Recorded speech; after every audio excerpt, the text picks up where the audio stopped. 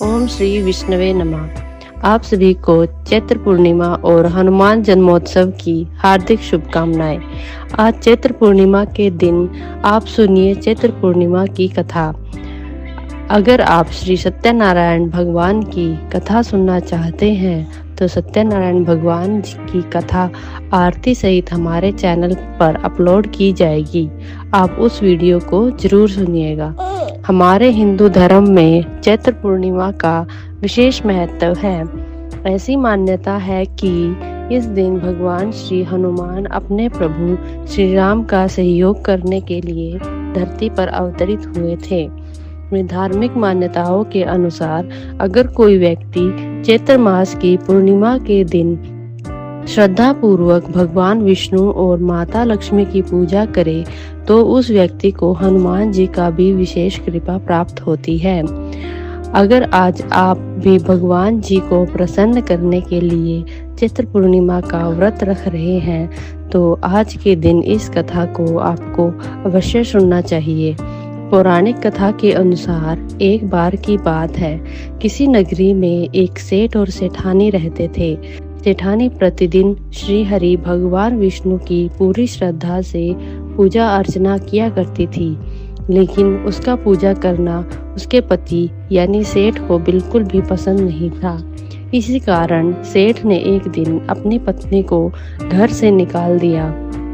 घर से निकाले जाने के बाद सेठानी जंगल की तरफ निकल पड़ी।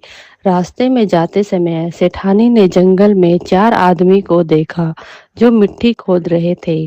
तब सेठानी उन आदमी के पास गई और उनसे कहा, आप मुझे किसी काम पर इस खेत में रख ले।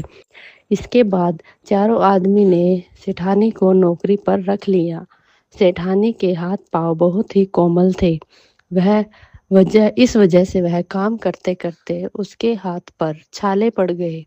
सेठानी के हाथों को देखकर चारों आदमी ने कहा, तुम यह काम छोड़ दो, तुम किसी अच्छे खानदान की लगती हो, इसकी वजह से हमारे घर के काम में हाथ बटा दो। सेठानी इस काम के लिए राजी हो गई। फिर वो 4 आदमी सेठानी को अपने घर ले गए।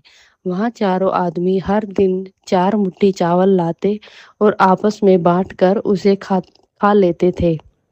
यह देखकर सेठानी को बहुत बुरा लगा। अगले दिन सेठानी ने चारों से कहा, सुनो भाई, तुम लोग कल 4 मुट्ठी की जगह 8 मुट्ठी चावल लेकर आना। सेठानी के कहे अनुसार चारों आदमी अगले दिन 8 मुट्ठी चावल लेकर आए। उस चावल को सेठानी ने पकाकर सबसे पहले भगवान विष्णु को भोग लगाया, फिर चारों आदमी को परोसा। जब चारों आदमी ने उस भोग लगाए भोजन को खाया तो उन लोगों को बहुत स्वादिष्ट लगा।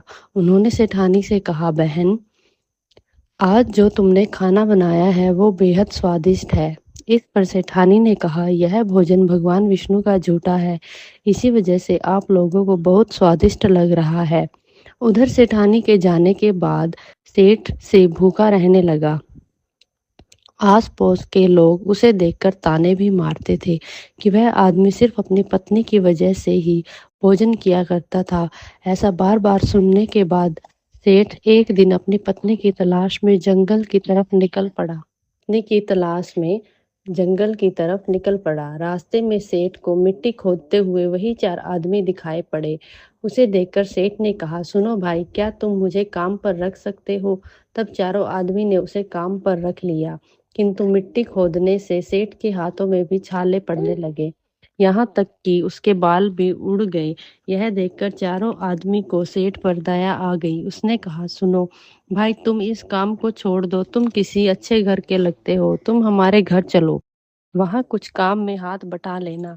सेठ ने उन चारों की बात मान ली और वह उनके साथ उनके घर चले गए। घर पहुंचने के बाद सेठ ने जैसे ही सेठानी को देखा वह पहचान गए, लेकिन सेठानी घूंघट में थी और सेठ के चेहरे को नहीं देख पाई।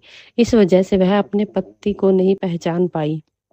हर दिन की तरह इस दिन भी सेठानी ने भोजन बनाकर विष्णु भगवान को भोग लगाया और सभी को खाना परोसने लगी।